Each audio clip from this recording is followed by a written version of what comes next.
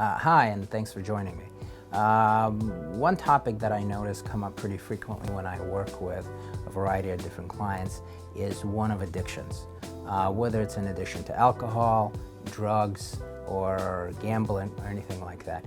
There's just a couple of things that you may want to keep in mind, especially when it comes to understanding why an individual might be prone to a particular behavior, like an addiction behavior. Let's start with talking a little bit about the 4 typical reasons why people do it.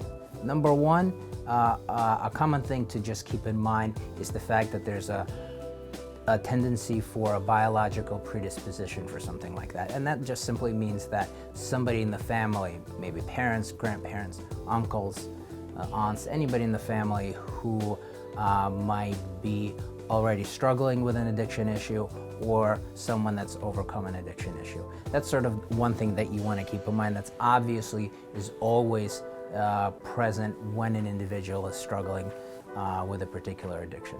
Number 2, what's most people consider self-medicating, or another way of saying particular emotional reasons why an individual drinks or uses other drugs. For instance, feeling sad, anxious, guilty, resentful, angry. Those are just a couple of emotions that typically come up that an individual is having a hard time managing and therefore would engage in a particular behavior. Again, a simple example could be having an argument with a girlfriend or a boyfriend, having some bad news received at work, or a particular argument with a friend, which could elicit a particular emotion that an individual is having a hard time sitting with and therefore would likely use a substance to make themselves feel better.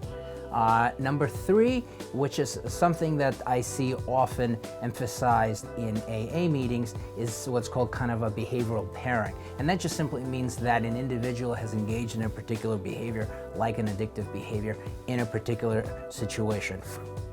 A common example would be drinking at the same bar, or always having a drink when you're with friends, or engaging in some sort of substance use after work in a particular location. Just being in those places is automatically a trigger for an individual simply because the two have been paired, a situation and an individual doing a particular behavior.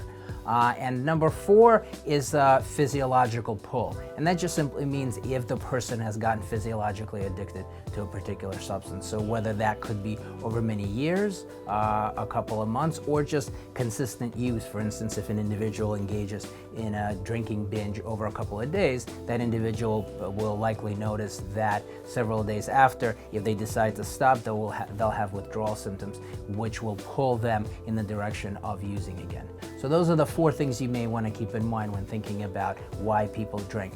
The biological predisposition, the emotional self-soothing, the behavioral pairing, and the physiological pull.